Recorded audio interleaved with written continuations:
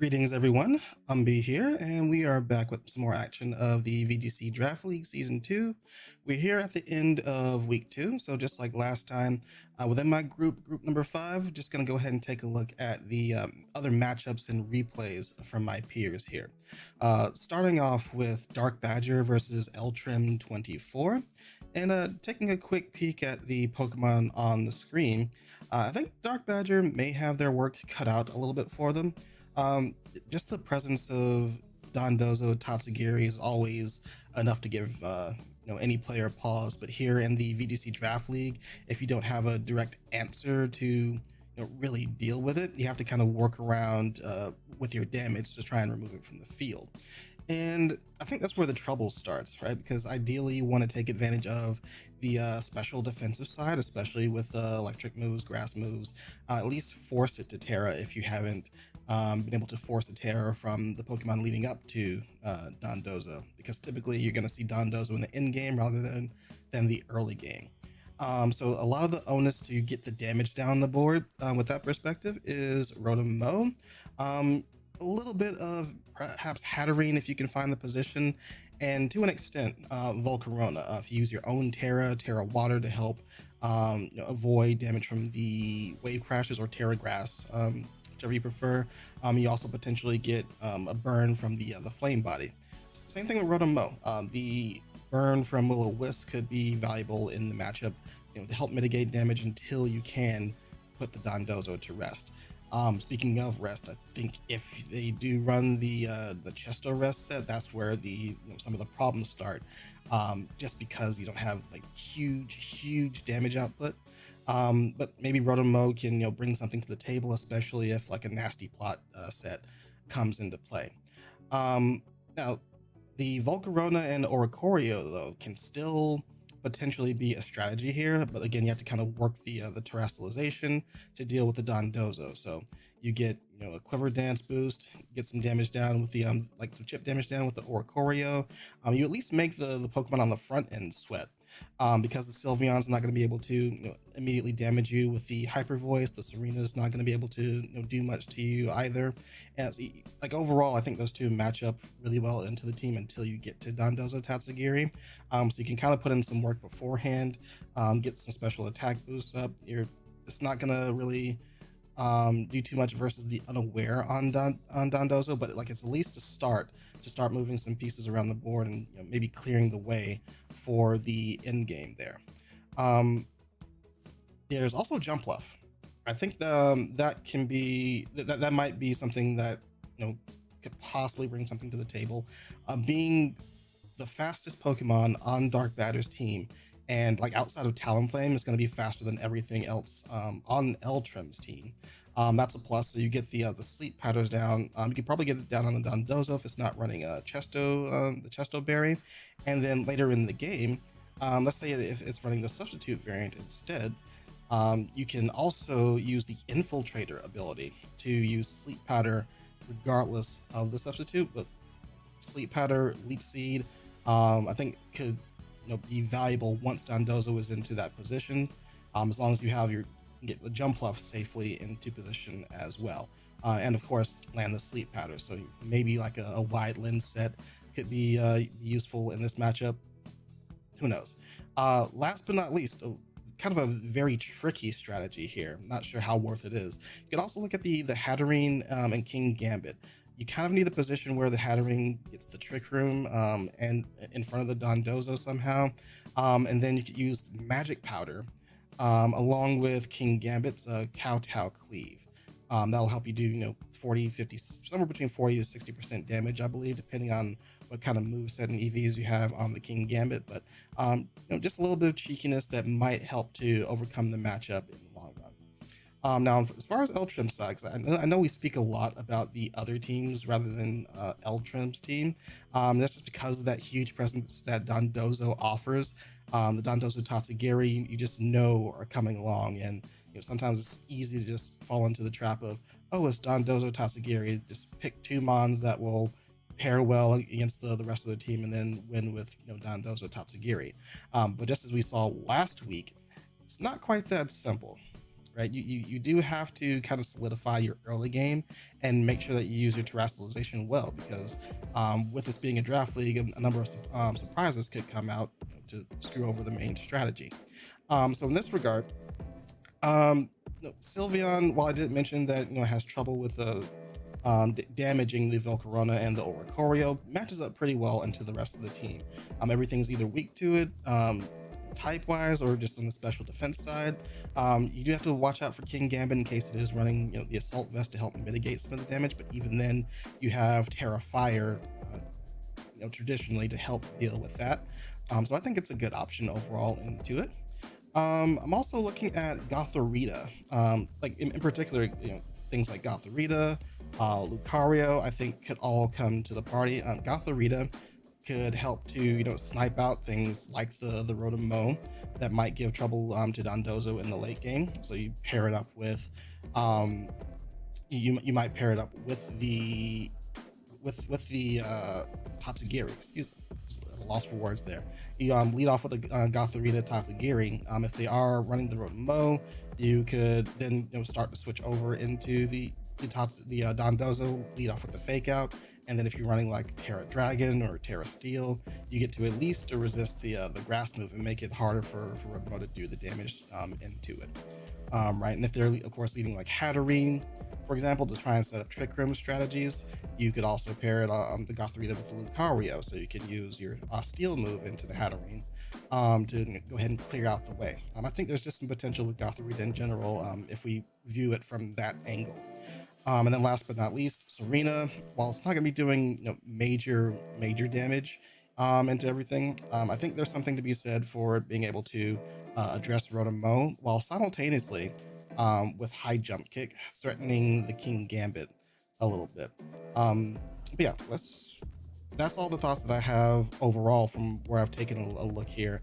Everything else didn't really seem to be particularly useful. Potentially look at like Vivillon for Rage Powder strategies as an alternative to the Gothorita instead.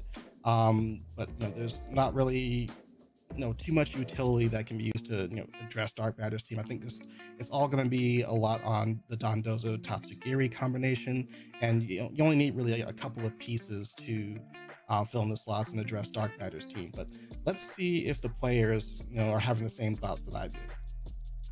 Starting off with game number 1, we see Darkbadger has brought in Morgrem, Rotom, Volcarona, King Gambit, Jumpluff, Lycanroc, Midnight. Whereas Eltram, I think, bringing the expected team here: Dondozo, Tatsugiri, Talonflame, Sylveon, Serena, and Gothorita. I think the most curious part of this lineup here is actually the Lycanroc. Because we haven't really touched on Lycanroc really, but all it's really got as far as like useful abilities is the Vital Spirit and the No Guard. The Vital Spirit in this matchup is not going to have too much value unless you're concerned about taking a Hypnosis from perhaps the Gothorita, because you're unlikely to take the Yawn from like Sylveon, who's just going to try and blast you with the Hyper Voice. Typically, Lycanroc's pretty frail, so it should go down in 1 to 2 hits here. And as far as No Guard, the inherent value, like your lowest accuracy moves are going to be like the Stone Edge, Rock Slides, so it guarantees that you hit those without any issue. But then you lose the opportunity for flinch on some of those slower targets, and I'm not sure if you lose the critical hit chance from Stone Edge due to No Guard, but if you do, there's some lost value there. And the trade-off is that you're getting hit by every move without issue as well. So, but I do like the Jumpluff bring. Like I mentioned before, I think if Dondozo is running the substitute version of its moveset, being able to use both Sleep Powder and Leech Seed without having to worry about the substitute is really valuable for the matchup. Okay, but let's see what happens here. Leading off for Darkbadger is Morgrem and Lycanroc Midnight. Probably expecting the Talonflame leads. We're trying to address that, and there's Talonflame and Sylveon right there. Eltram's going to switch out the Sylveon into the Dondozo as they launch Fake Out. into the Talonflame, which means that they're gonna clear with the rock, but there's the rock slide right there. So quick double up into Talonflame prevents it from doing too much. I don't think it has to really worry about setting up tailwinds or anything like that, but prevents it from getting some damage down the board or even taunting the Morgrim from using screens. We're gonna bring Sylveon into play here. To get some damage down the board, it's gonna be mitigated by the light screen, but Sylveon shows Substitute actually. Pretty neat setup right now. So they're protected by the substitute and gonna get some chip damage down onto the board. Use Terra Blast to get in range of a 2-hit KO on the Morgrim. Whereas King Gambit uses Iron Head to remove the substitute from Sylveon. Dondozo, in the meantime, is gonna go ahead and set up a substitute. It's gonna be a little slower moving substitute, so even if King Gambit were to attack it, it gets the substitute at the end of the turn, and Tatsugiri comes in to increase Dondozo's stats, and it's going to get a further stat increase with the order up, increasing the attack and as it aims into the King Gambit here. Foul play is something to watch out, even with the +2 defense. The +3 attack from Dondozo is going to increase the power of that move, so it should still do a pretty hefty chunk. King Gambit is going to show off the guillotine tech here. Even outside this draft league, Dondozo's been carrying Fissure to deal with other Dondozos, so it only makes sense. But Dondozo's going to get a quick knockout into an unsafe switch into Rotom Mo. Wave Crash gets a critical hit into that slot. Fortunately or unfortunately, because if it survived, that might have been a call for another order up to get a further attack increase and make the game even harder. Gonna get some leftovers recovery and avoid the fake out with a quick protect here. Again, guillotine is on the table, so Dondozo has to be a little bit wary of that. Dondozo's gonna launch a wave crash into King Gambit, not enough to collect the knockout, and we can see the foul play doing a ton of damage here into the Dondozo, and then guillotine is gonna finish that off. May not have been needed, maybe just a kowtow cleave would have been sufficient, but just to make sure, right? All right, so now Sylveon and Tatsugiri on the field. Tatsugiri takes a huge chunk from the Sucker Punch from King Gambit. That's unfortunate. The Muddy Water gets to hit both Pokemon, but doesn't collect the knockout in King Gambit.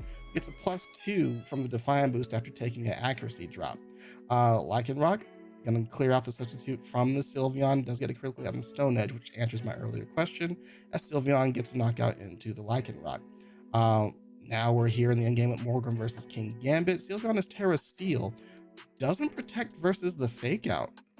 Interesting enough. So now it's going to take a huge bit of pain from the kowtow cleave to finish off game 1. Now I think Eltrim actually found a pretty solid position overall. Just the end game is a little bit unfortunate with the accuracy drop increasing King Gambit's attack, and also not respecting the fake out on Morgrim. Which is also a pretty interesting facet of this matchup, considering that Serena is part of the squad. Typically, if you're running Serena, people aren't really trying to use fake out into the Queenly Majesty, but Darkbadger brave enough to possibly even read out that the Serena's not gonna be able to come in, given the lineup they have on their side. But let's see if Eltrim can make the appropriate adjustments to do a little bit better here in game 2. Darkbadger gonna start us off with Volcarona and Morgrim leading, whereas here comes Gothorita and Dondozo from Eltrim's side. All right, so Darkbadger's locked in, and they Terra early into water, possibly predicting a wave crash into that slot and want to mitigate the damage.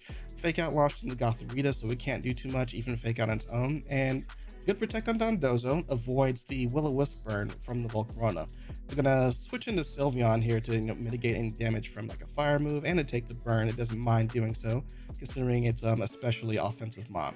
Gothorita gonna get some chip damage on into the Volcarona here with the Psychic, and Morgrim gonna get Light Screen up to mitigate some damage from the Sylveon. Volcarona Flamethrower doing a pretty good chunk of damage overall. Given that Sylveon's special bulk isn't too bad, right?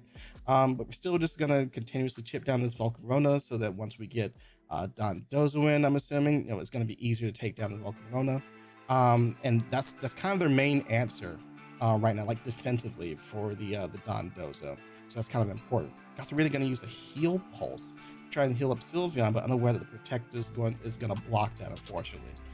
They protect this turn, and curiously enough, that might have been the turn to actually heal Pulse, because actually Sylveon is able to survive both moves from Volcarona and Morgrim here. But no worries. That's essentially a free switch in to whatever's coming next, and Volcarona is on the end of its life here. So this may be a good position for Dondozo to go ahead and stack up its stats with the Tatsugiri, especially because Darkbadger's launching these two Pokemon thanks to the Shadow tag. All right, but no, they're gonna go ahead and just get some chip damage out. Excuse my background there. Psychic gonna go ahead and collect the knockout into the Volcarona, and now we're gonna bring in the Tatsugiri to beef up Dondozo, who reveals Terra Fire for the first time. So that's going to be a lovely defense. Even if Volcarona were to try and burn it, the Terra Fire was always an option, but Eltrim, just being a little bit cautious, wanted to save that for a later part of the game, just in case there were any more surprises. But now Leaf Storm ineffective into the Terra Fire. Dondozo puts Rotom at a deficit at a -2 special attack stat, which means it avoids getting KO'd by the Thunderbolt it launches while Dondozo picks up a knockout into the other slot. Kingambit gonna come in here, possibly a repeat of the Sucker Punch. Yep, try to get the Sucker Punch to keep it honest. And if it didn't protect, it was gonna get a knockout here. And if it did get a knockout, the Leaf Storm will be launched into the Tatsugiri to get some extra chip damage down over there. Dondozo going for a double protect here, and another Sucker Punch fails due to the fact Rotom goes for another Leaf Storm, is now at -4 special attack. That's going to hurt it here in the end game, now that these are the last two Pokemon and Rotom can't switch out to clear that stat drop. Kingambit continuing to keep Dondozo honest with the Sucker Punch. That's all it really can do, and even though it lands this turn, it's not enough to collect the knockout, whereas Dondozo's Wave Crash is going to be. That knocks out Dondozo itself, meaning the Thunderbolt is launched into the Tatsugiri, but we can see the stat drops there only allow Thunderbolt to do 20%, where the fake out from the Gothorita is going to get the flinch onto Rotom, and Tatsugiri gets to launch a Draco Meteor to clear out the end of the game. All right, so pretty cool adjustments from Eltrim, and also showing off the Terrifier Dondozo. I think it was really well prepped. Not only does it help you avoid the burn from Will-O-Wisp from Volcarona and the Rotom, but also it's going to reduce the damage from the Leaf Storm. And last but not least, if you end up wave crashing the Volcarona, it helps you avoid burn from the Flame Body as well. So yeah, so I think that was really well done. But let's see if Darkbadger can answer back and collect the win on game number 3. I'm gonna go ahead and lead Morgrim Lycanroc one more time as Eltrim slots in the Talonflame again, this time with the Gothorita. And seemingly no protect on the Talonflame as it takes another fake out for its troubles. However, Gothorita fires back with its own fake out into the Lycanroc slide and makes it flinch. So we get to avoid the other rock slide this time, as Talonflame does a ton of damage with Great Bird into the Morgrim. Might not be the Eviolite version, probably the Light Clay version. I wasn't counting taking a look at the reflected light screen turns last time. But nonetheless, Lycanroc gets a chance to rock slide yet again, clearing out the Talonflame. And they're going to bring in the Dondozo on Eltrim's side, go ahead and get things started. Gothorita, just playing on the safe side, is going to get a heal pulse into the Dondozo, allowing it to maximize its health as it's going to use the substitute start to get set up with the Tatsugiri. Saving the Gothorita later for another Shadow Tag, another Fake Out. We've got Dondozo supercharged, and behind the sub, this could spell trouble for Darkbadger as it aims the Wave Crash into the Morgrim. It remembers the foul play damage from last time after getting the order up boost. So I'm gonna go ahead and get that off the field so we can avoid a similar scenario. Volcarona this time still saving the gets to use the Terra Water again just in case Wave Crash comes its way. Launches off a Giga Drain to get rid of the substitute.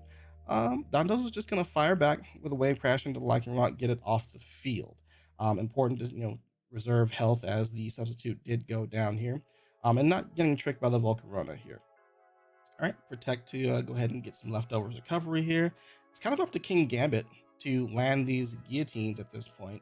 That's going to be tough because Dondozo still has access to Terra Fire here. So theoretically, it could just go ahead and use Terra Fire. It's going to get the substitute off first, though. Unfortunately, the Giga Drain just did way too much before it got off the sub, so it's on a lifeline right now, and the Sucker Punch is going to cause the substitute to fade. And Dondozo is just too slow to deal with the Volcarona here. Giga Drain goes and collects the knockout off a big piece on the field. Now it's up to Tatsugiri, who Terra Dragons to kind of mitigate some damage from the Volcarona. You could already actually do that, but it's going to mitigate damage from the Giga Drain as well, which was kind of huge earlier. Draco Meteor launched into the Volcarona, does over 60% of its life, but you still have to worry about the King Gambit on the other side, doing 88% with the Kowtow Cleave, not even with any boost really from Defiant. Sucker Punch gonna collect the knockout on the Tatsugiri, and Gothorita's left on his own. That's gonna be the end of the game, and Darkbadger collects the win. Congrats to them. Volcarona putting in work, King Gambit putting in like a ton of work, a lot of damage laid down on the board.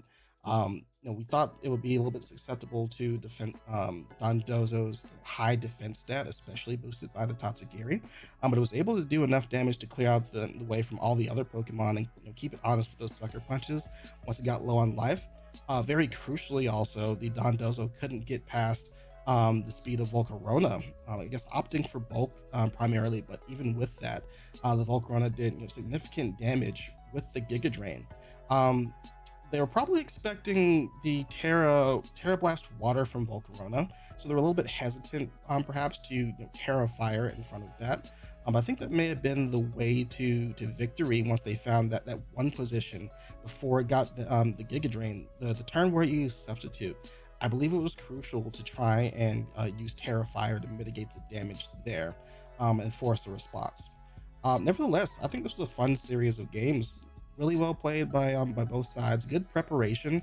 Like some expectations blown past because I placed a lot of value on the Dondozo Tatsugiri. But some good maneuvers and good Terras from Darkbadger was able to collect the win. Good stuff. All right, the next matchup that we have is Quaylectra versus Ryu, another set of Weather Wars that Quaylectra has to run into back to back. And in this one, I give a little bit of advantage to Ryu, not simply because of Rain versus Sun. I do think Rain has a natural advantage versus Sun overall in the matchup. However, I think because of the particular Pokemon affecting the game flow, it's going to be tougher for Quaylectra to maneuver here. Because first things first, normally you're looking at Oranguru and Torkoal to do a lot of the heavy lifting. Given that Pelipper could stay in the back on Ryu's side and then come in once Torkoal is set up, I think that if they do want to set up Trick Room, they're going to have to lead in with something first, like Oranguru uses Trick Room with Mouse Hold and Follow Me next to it, or the Fake Out from Raichu, or even having a Spiritomb to use Ally Switch or use its own Trick Room. But you can already see like that affects the initial setup so much because you're having to use an extra Mon to both guarantee that the Trick Room goes up and to guarantee that Torkoal can switch in safely, and make sure it has weather priority when it does switch in. I think this may be the angle where they start looking at perhaps the Chlorophyll from Scovillain, rather than relying on the Trick Room, because Torkoal can be doused out by that rain, makes it much more difficult to set up. They may also want to look at Golduck using Cloud9 to kind of even the game state, and make sure that Floatzel doesn't get off too much damage while setting up your own pieces. But over on Ryu's side, the reason why I particularly think it's strong to this team is because of Tinkaton having the Mole Breaker. You'll never hear me say that again. I don't have a high opinion of Tinkaton in general. In this matchup, though, because of Mole Breaker, you get to ignore the inner focus on the Oranguru. So even if it did decide to lead Oranguru Torkoal, maybe has a plan to use Sunny Day under Trick Room, so it doesn't matter if Pelipper brings in the rain or not. The Fake Out alone stopping Oranguru from setting up the Trick Room through Mole Breaker I think is more than enough to stop the initial setup. And if Scovillin is the angle with the chlorophyll, still you bring in the Pelipper to cancel out the chlorophyll, and you get to launch your own offense. Defensively speaking, you're also really sound. You have several different fire weaknesses. Fire resistances. The Dragonite, Rotom Wash, Pelipper, Floatzel itself, even Stonjourner could come into play. A little bit weaker on the special side, so might take a big hit, but if you're the main special attacker here you're looking at is Torkoal, and its power is going to be reduced by the rain. Importantly, there are also two wide guarders in Pelipper and Stonjourner, which also makes it hard for Torkoal to launch the offense that it really wants. That eruption or that heat wave under the sun, under Terra Fire, under Trick Room. So I do think that Quaylectra has this work cut out, their work cut out for them. But let's see what actually happens in the match.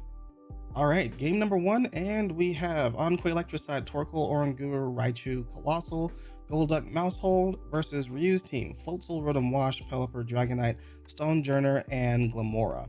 I think an interesting part of this matchup, like all the expected players are here, but I do see the Golduck, and I see it next to the Colossal, and there could be like an Aqua Jet scheme there, perhaps with like Terra Water. But Quaylectra going to lead the Oranguru with the Colossal, trying to save Torkoal in the back to get weather priority. And the Dragonite on Ryu's side showing off the Dragon Dance as it launches Earthquake from Stonjourner into the opposing team. Colossal takes a ton of hurt for its troubles, but survives and activates and shows off its weakness policy.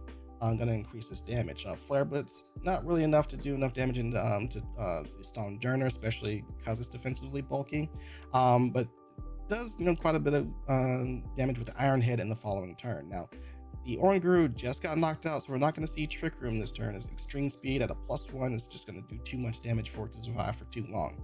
Extreme Speed launches again into the Torkoal that's just come in. As a Stonjourner, it's going to try another Earthquake, but with Colossal using Terra Water, it survives on 1% HP. Stonjourner goes down due to the Rock Slide here, but Dragonite's going to survive just fine, very likely thanks to the multi-scale. All right, not too much of a need for inner focus. There's no fake outs that has to worry about on the team, I think, and there's no Intimidate to lower its attack. But meanwhile, though, it's going to fire back with Earthquake after that, after getting a +3, showing off it has its own weakness policy. So Dragon Dance plus weakness policy plus multi-scale just clears the field here at the end of the game. So we can already see, Quaylectra's having some trouble setting up, like its main offense. Torkoal not really able to put in a lot of work, and even Colossal taking too much damage early on before it could really utilize the Terra Water to resist some attacks. It also couldn't get enough of an impact either. Even with the weakness policy boost, just wasn't doing enough damage, especially with launching attacks into the Stonjourner. It was just way too beefy on the physical defensive side. Meanwhile, Dragonite got to set up Dragon Dances for free. There's also the weakness policy in play with the multi-scale ability. So with Earthquake just to clear the end of the game, it was just a tough ask to get over get over that finish line there. Let's see what the next game looks like. There has to be several adjustments here to try and get past this Dragonite, which is very likely coming along again. We're gonna see Oranguru plus Mousehold this time, as Ryu switches up strategies, goes for Stonjourner and Glimmora this time. The Follow Me comes out from Mousehold. Power Gem just gonna clear. Very likely a Choice Spec set, if I would have to assume. But the Follow Me allows the Oranguru to get the Trick Room off, and now they get to position in the Torkoal with Terra Fire.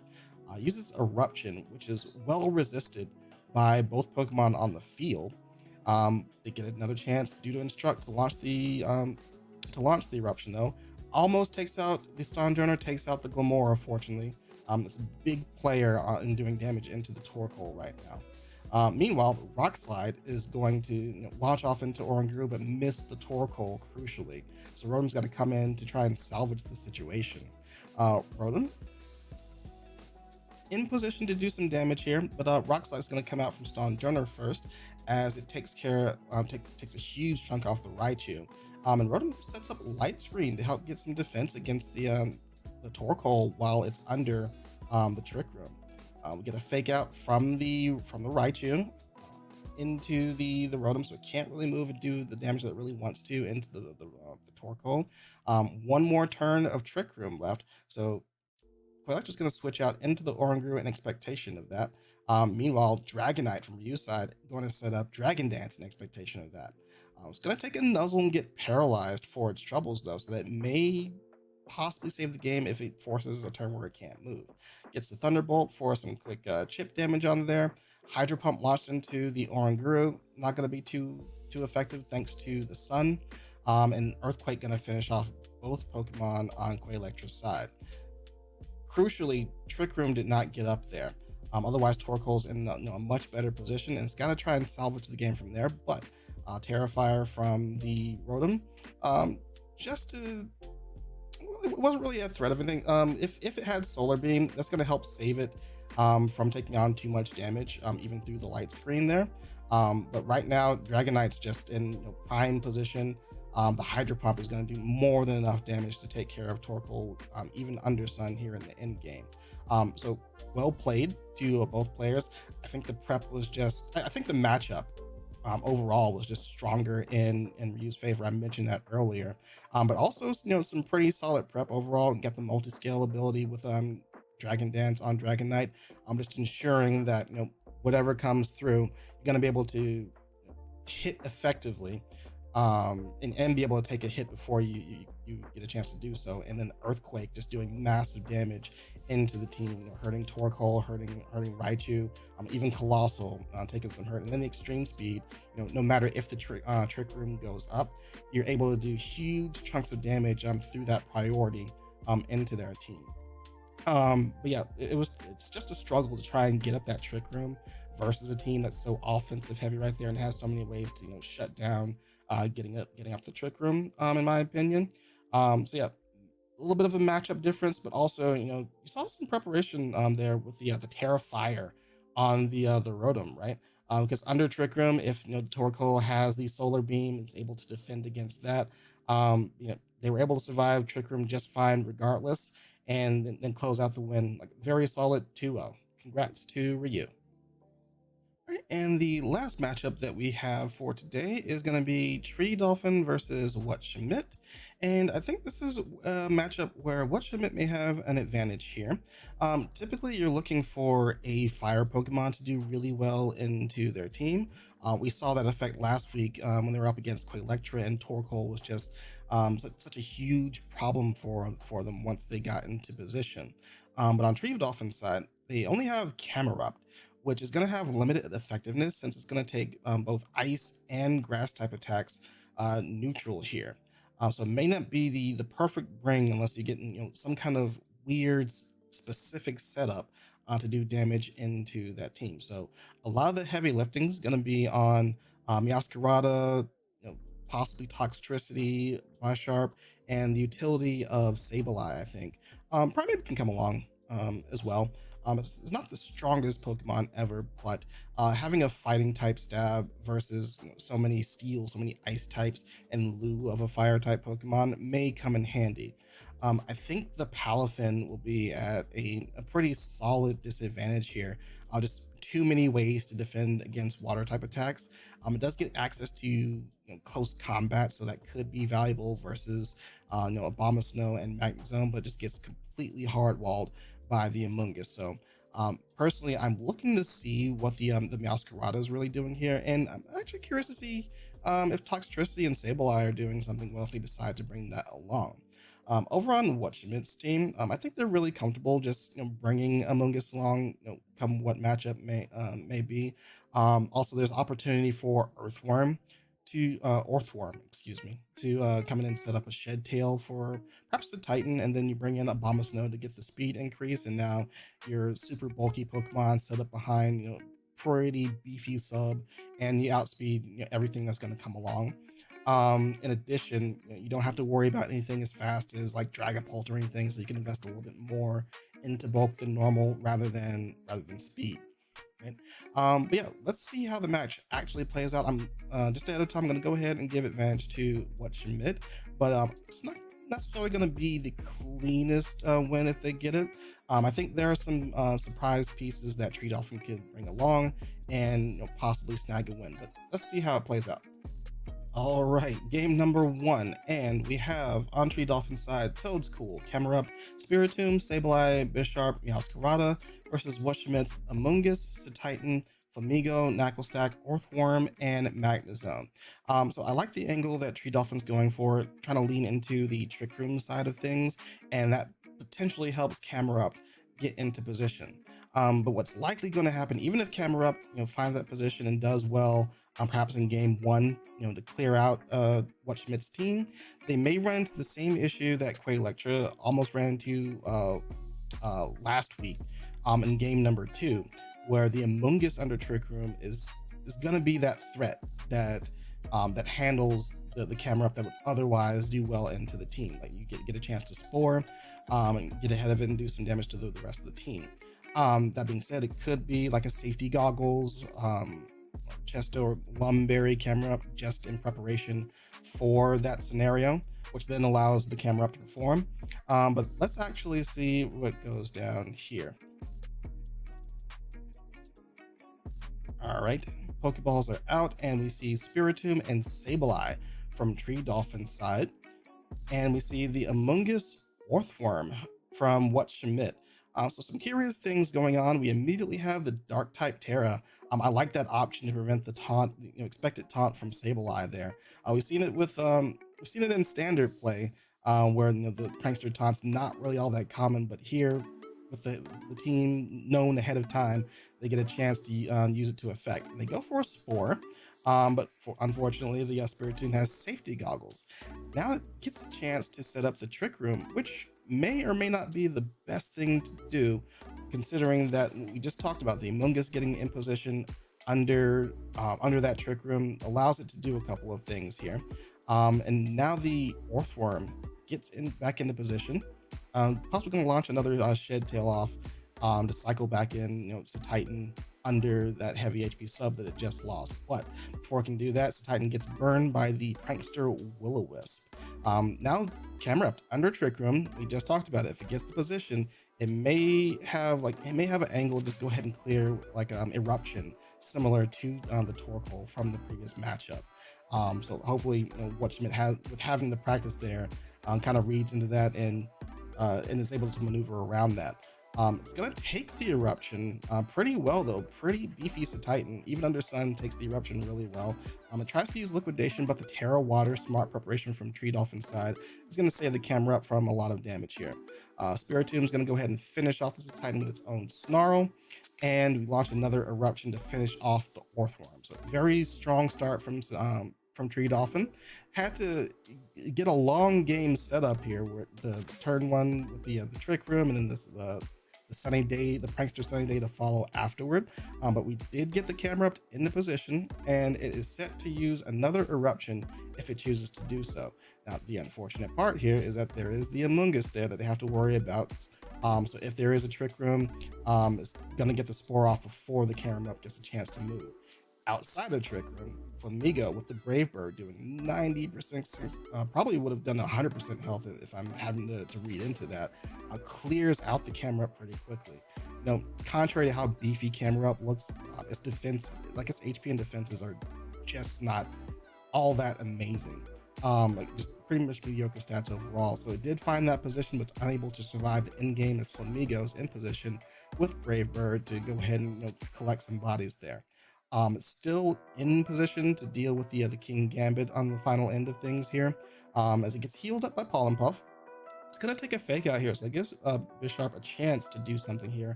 Brick Break gonna go ahead and take down the Amoonguss, who's now Terra Dark. So got an end game here with Flamigo's got to clear things up.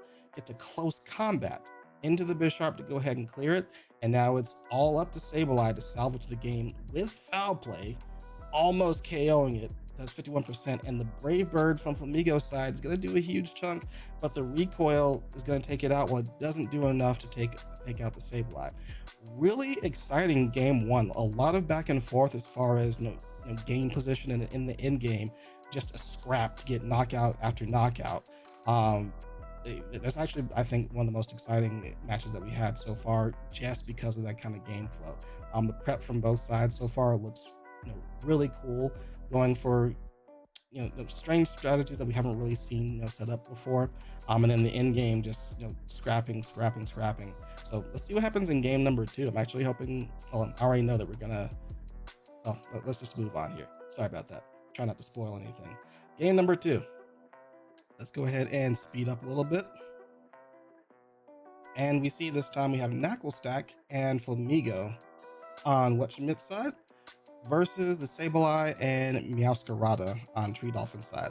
So I mentioned earlier, I'm kind of looking to see what Meowscarada is going to do as far as like using its dark typing to great effect. I think the Amoonguss is just too much of a problem for the Meowscarada to just do anything on its own. And then Flamigo on the opposite end of things also makes it a little bit tricky, being both resistant to grass and dark.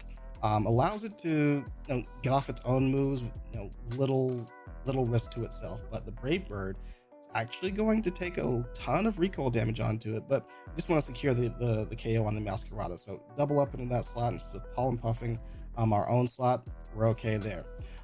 Meanwhile, Camerupt comes in looking for another knockout similar to the last game here. Brave Bird into the Camerupt, but they protect smartly. Not going to take too much damage right now, but the Pollen Puff this turn is going to heal up the Flamigo, so it's safe from being knocked out from the foul play from the Sableye. Now we see the taunt is actually going to go into the Amoonguss successfully, since no Terra Dark this time, but they're content to just keep Pollen Puffing the Flamigo. They recalled having to try and use the Brave Bird the last time. Kind of did them in at the end of the game, so they just want to keep it topped up, don't mind taking a taunt at all. Meanwhile, they taunt the Spiritomb from using Trick Room itself, which is crucial because Camerupt's waiting in the back, and the sun is out. It's just waiting to get that eruption set up to try and clear the game. It's just unfortunately the Flamigo is still at large thanks to the Pollen Puff heals from Amoonguss, and we saw last game how much damage the Brave Bird did into Camerupt. So it may just be inconsequential that it's set up out here in the sun, but the Flamigo this time, I guess, possibly, oh, there it is, the Spore into the Camerupt. Flamigo takes out the Spiritomb, knows this Amoonguss is faster than the Camerupt, and launches Spore into there before it can launch an eruption and hurt the squad. Meanwhile, Sableye is coming in to try and salvage the game. They use Fake Out into the Flamigo and take a Spore for their troubles. Amoonguss is out of taunt now. So, and I would say it was a strong position, but the Camerupt wakes up, and there won't be a Brave Bird to knock it out this time, as both Flamigo and Amoonguss are gone. So now we're coming down to Knacklestack and the Titan to kind of clean up here. So Titan's going to go ahead and Terra Water, and Camerupt answers with the exact same. Helping hand coming out from Knacklestack for the Ice Spinner to finish off the Sableye. So we've got Terra Water into Terra Water as Camerupt launches off a Heat Wave, expecting to take some damage there. Didn't want the reduced power from the eruption. Crucially, they get a burn onto the Titan. It's already kind of at a deficit as far as damage goes. It's only really going to have ice moves and water moves, which are not going to be effective against the Water Terra here. The burn is going to make it all that much tougher, however. That being said, though, Knacklestack with the Salt Cure is going to launch successfully into the Camerupt before it gets taken down by the critical hit from Earth Power. And since it's a water type now, it takes increased residual damage from the Salt Cure, which is going to make it that much easier for Titan to clear the end of the game, despite having taken that burn. So yeah, here's the chip out, coming down, 9% left on the Camerupt. It's going to go down next turn no matter what happens. All right, so good adjustments from Whatshamidt. Unfortunate with the sleep turn and the Camerupt waking up. Probably a little bit of a greedy play. You know that the sun is up, and you know that if the Camerupt wakes up, it gets a free eruption to clear out 2 Pokemon.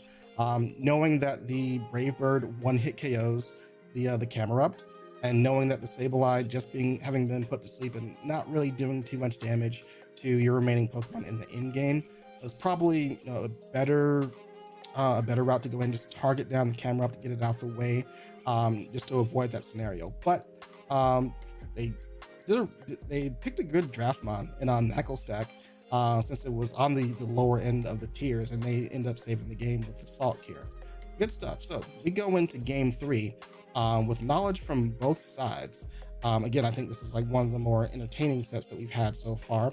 It's definitely being drawn out and definitely multiple strategies being put into play here. All right, so now we see from Whatshamidt, Amoonguss, and the Flamigo versus Sableye and Spiritomb once again. We get to fake out into the Flamigo to prevent the taunt from going down and affecting the Trick Room. However, Amoonguss is going to spore the Sableye. They can't spore the Spiritomb because of the safety goggles that they scattered out earlier. But they're going to waste some Trick Room turns though. TreeDolphin doesn't want to unsafely switch in any of their other pieces like the camera up, so they're just going to go ahead and stay in, but that also expends some Trick Room turns. Going to get a burn onto the Flamigo, which is going to play out a little bit later as Whatshamidt brings in Magnezone of all things. It's pretty interesting. Amoonguss gonna try and get some chip damage down into the Spiritomb, possibly predicting the prankster taunt coming in. They don't want to spend their oh, there's the mental herb. I guess we missed that earlier. Mental herb on the Amoonguss, backup preparation for when they're not using Terra Dark, allows them to get a spore this turn, while Magnezone gets a huge thunderbolt into the Spiritomb. And as Trick Room is winding down, the Spiritomb is gonna go down pretty soon, which prevents another Trick Room from going up. And Camera Up's not gonna be able to find that Trick Room position to get that eruption off cleanly or safely. Pollen Puff into the Spiritomb to finish it off. Oh nope, just barely misses it at 2%, but the Trick Room is gonna go down here, and there's no shot at getting another one in. Flamigo with the taunt into the Sableye just in case it wakes up, whereas the Pollen Puff goes into the Spiritomb slot and finally knocks it out. So not only is Trick Room prevented, but this is also wasting some of the Sun turns. Not going to matter, well, it does matter right now because the Sableye is asleep and taunted. So even if it woke up, it wasn't going to be able to get that the Sunny Day up to help out the Camera Up. Camera Up again gonna take a nap due to Amoonguss being faster due to the prep here. Flamigo gets a huge chunk onto the Meowscarada on incoming through the Brave Bird. It's gonna go ahead and launch a Sucker Punch. Flamigo has to respect it. It's gonna go down to the burn soon anyway, so gonna go ahead and take the free switch in there. But Meowscarada's on life support, and here comes the Titan. It's gonna probably get a quick knockout into the Meowscarada. Meowscarada having using Protean to turn into a dark type. I'm sorry, you guys keep getting to see my desktop there. Turn into a dark type is affected by the Rage Powder. They're actually going to go ahead and get a knockout, not into Meowscarada, just saving that one for later. Oh, because they have the Ice Shard here. No worries, they're always protected there. And now that's just a Titan versus Amoonguss. So Titan and Amoonguss versus Sableye. Sorry, it's 4 a.m. right now. Please excuse me. But yeah, that's gonna do it. Sableye's not gonna be able to do enough on his own to the beefiest Titan, and the Amoonguss is just gonna Pollen Puff heal it the entire day. So congrats to Whatshamidt. I did give the advantage over to their team into this matchup because of how much work TreeDolphin has to do to set up their own pieces. Like even calling out, if they opted for something like Camera Up or really, I downplayed Camera Up. I didn't think it was going to be a viable strategy into this team without like some extreme setup, which TreeDolphin did well to kind of set up using the Sableye and the Spiritomb, which is not reflected on this list. There was a trade that I need to update this list with. Legitimately, there was a trade. I have to see which one it was. I think they swapped out the Rapska, if I recall correctly, but using the Sableye and the Spiritomb in the early game to set up the Trick Room and the Sunny Day, which allowed for the Camera Up to come in and underspeed everyone, get an eruption down, and potentially clear the entire game. The only unfortunate part was because of how slow that strategy is and how beefy Spiritomb, how difficult Spiritomb and Sableye can be to take out. They couldn't really get like a clean switch into the Camera Up. There's no pivoting move. They have to kind of like raw switch and hope that they don't take too much damage on incoming. And you see how dangerous that is from the Flamigo. Without the burn, Camera gets one hit KO'd by the Brave Bird because it's just not the beefiest Pokemon. And even with the burn, there's still some concern that you're going to take like 60-70% health, and since the goal is to set the eruption, you're trying to reserve as much health as possible. So I like the initial setup. It's just the transition that was really tough. But hats off to their prep from Whatshamidt, using the Amoonguss to great effect with both the mental herb for the Sableye taunt, but also the Terra Dark early. I think and perhaps I missed another taunt attempt outside of the Terra Dark, because I didn't see the mental herb until later. But, it's kind of a double mix up. Like, you use the Terra Dark early to save the mental herb, so for the remaining games they don't know that you have the mental herb, and then when they finally taunt you again outside of that Terra, they find the mental herb. So I think that was like a really cool backup strategy, because Amoonguss did a lot of heavy lifting to disrupt the main strategy. And as we saw with the camera up trying to underspeed everybody, probably with like a quiet nature and zero speed IV, Amoonguss stood at a higher speed, and outside Trick Room was able to spore it successfully. So yeah, great games from both players. Glad that went to for me, I'm glad that I went to game 3 as a spectator, because I do think that they were legitimately cool games to watch. Had the most to say about these two teams. Good stuff. But yeah, that'll do it for the end of week 2. I've already done my matchup and created a separate video for that, so go check it out if you want to see my perspective on my games. But of course, we're entering into week 3 out of 7, so look forward to the next batch of videos as we get to the end of the next week. In the meantime, you can leave a like and a comment. I always appreciate that, but otherwise I will see you in the next vid. Take care.